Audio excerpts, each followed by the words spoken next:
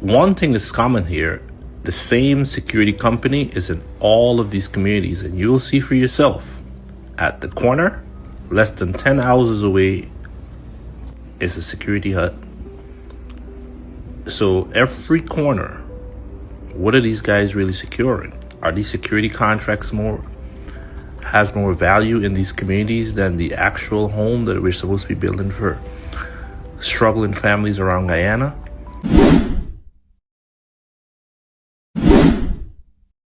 Welcome back to The Deep Dive.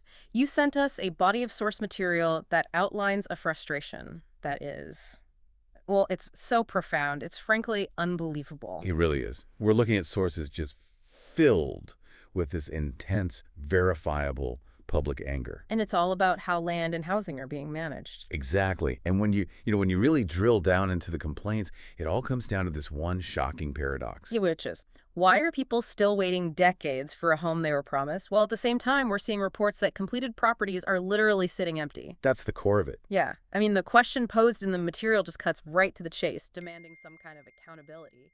Why are homes sitting empty while families wait 20 or 30 years? Yeah.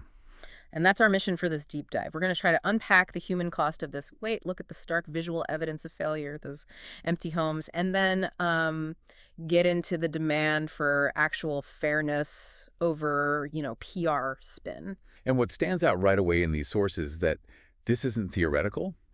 This is grounded in a very tangible reality. How so? Well, they use the phrase real applications, Yeah. real names, real families. This isn't some abstract policy debate. Right. This is anger from people who went through the formal process, sometimes decades ago, and are now demanding to know why the outcome has just been nothing. Nothing. After decades. I think we really need to sit with that timeline for a second. 20 or 30 years. I mean, just think about that for a moment. Imagine you, the listener, applied for something so foundational, a house lot, a home, and you are still waiting.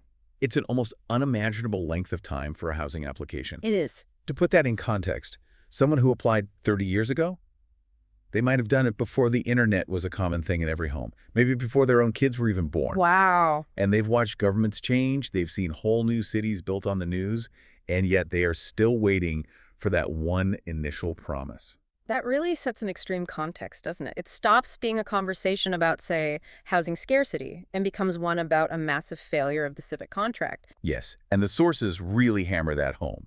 They stress that applicants did everything they were asked to do. They filled out the forms, they navigated the bureaucracy, they waited. Patiently. So patiently. Yeah. That immense patience is precisely why the anger is so deep now. They trusted the system, they held up their end of the bargain, and the sources say they still got nothing. They're just stuck on these lists, right? Being told to keep checking, keep asking. And keep being told to wait.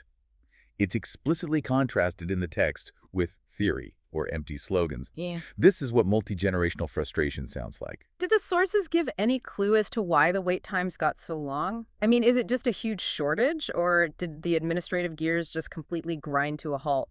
Because 30 years feels like a total systemic breakdown. The documents strongly suggest it's the latter.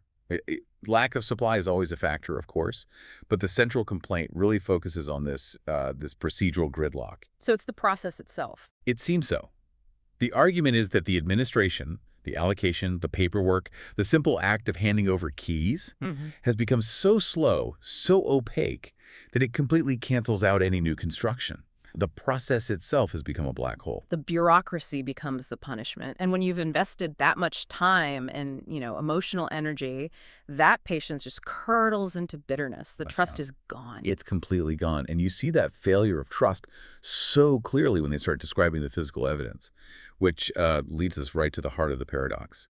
The completed but still empty properties. This is where the frustration becomes so visual. We're moving away from the abstract pain of a waiting list to the physical side of failure. The sources detail these specific questions being asked by the public. Why, when our families have waited a whole generation, are these houses finished but not occupied? And the imagery they use is it's haunting. We hear about these completed houses just languishing, and most shockingly, about the actual physical keys to these homes sitting in offices. Just sitting there. Unused. Yeah, exactly. These keys represent the end of a decades-long wait, the fulfillment of a promise, and they're just locked away in a drawer somewhere. And what about the homes themselves? They're not just empty, they're degrading. That's right. The text paints this picture of entire communities left overgrown and abandoned. The yards are wild. The public infrastructure is starting to fall apart. Just think of the cognitive dissonance there. A family is still checking on their application from 1995, and then they drive past a finished, vacant neighborhood that looks like it's been neglected for years. It's the ultimate visual of an opportunity locked away. The public effort is done. The construction, the plumbing, it's all finished. But the administrative action, just matching a key to an applicant, has failed. So the whole neighborhood becomes abandoned before anyone even moves in. Precisely. But I'm still stuck on this. If the demand is that high and the homes are actually finished, why wouldn't the system move heaven and earth to get those keys to the people who've waited? What is this? This administrative monster, as you called it, that's stopping the final step. Well, the reports highlight two competing claims that really fuel this perception of total unfairness. Okay. First, there's just the delay itself, the keys sitting idle, which suggests a huge, maybe even deliberate bottleneck. But second, and this is crucial, there are specific complaints that when properties are given out, they're allegedly being sold to investors or to people who are simply, and I'm quoting here, not in urgent need. Wait, hold on. That's a massive distinction. So you're saying a family who applied for a basic necessity 30 years ago is being passed over for someone who just sees it as a speculative asset. That is precisely the injustice being claimed in these sources.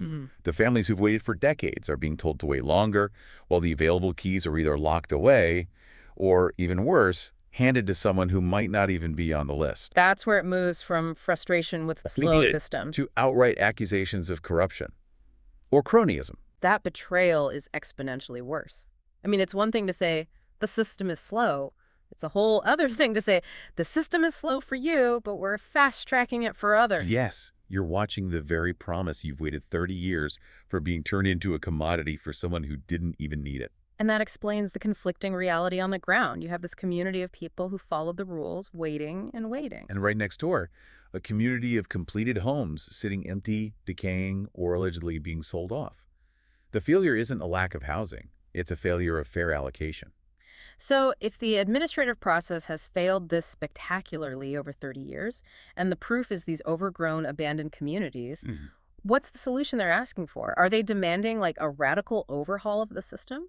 You'd think so, but surprisingly, the source material pivots. It moves away from demands for complex new policies. So what's the focus? The focus shifts entirely to accountability and a very basic principle. Fairness. This brings us to that final layer of the grievance, where the sources just flat out reject any kind of political window dressing. The demand is not for more graphics, which is a detail I find just incredibly telling. It is, isn't it? Yeah. That reference to graphics is a direct shot at public relations campaigns. It's saying we don't need another slideshow. Exactly. It implies that the citizens already understand what the land is for. They know its value as an opportunity. That's why they applied 2 or 3 decades ago. The problem isn't a lack of messaging. It's a lack of actionable justice. They're essentially saying, stop wasting money on slogans telling us how important housing is. We get it. Just start allocating the houses that are already built. It's the ultimate show, don't tell demand. And the source material puts it so bluntly. It says that until those specific families who've waited for decades, the real names, the real families, are actually placed in homes, then no amount of messaging will change that reality. Right. Any public communication is seen as irrelevant, maybe even insulting, when you measure it against this decades-long tangible failure to just hand over the keys. It really sounds like an exhausted community just making one final plea for the process to be honored. I think so. They don't need a new philosophy. They just need the existing system to be executed with integrity. If land is an opportunity, like so many governments claim, then the whole question becomes why that opportunity is being locked away from so many who did everything they were supposed to do. Absolutely.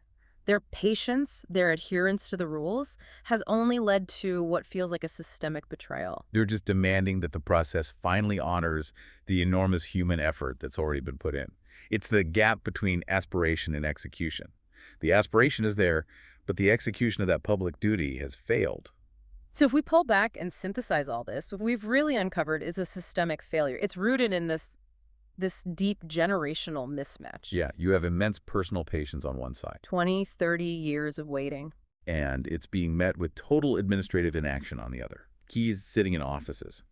And worse, this painful perception of unfairness properties being sold to investors. And the story is so tragic because the failure isn't abstract. You can see it etched onto the physical landscape. That's the sharp contrast, isn't it? The visible, desperate demand for housing right up against the visible physical neglect of the completed housing. It's causing entire new neighborhoods to become overgrown and abandoned. That vision of completed homes just decaying because of bureaucracy is maybe the most powerful detail in all of this. It just perfectly captures the cost of inertia. It does, and it leads to a final, provocative thought for you, the listener, to mull over. The sources, and we, have rightly focused on the pain and betrayal felt by the families who are waiting. But think about the broader consequence, the economic, the social consequence for a whole community when housing is completed, the roads are built, the utilities are, but it's deliberately left unoccupied. It's left to become overgrown and abandoned. What's the real cost there? Well, the question isn't just about the delayed housing for one family. It's about the long-term, corrosive cost of a delayed community.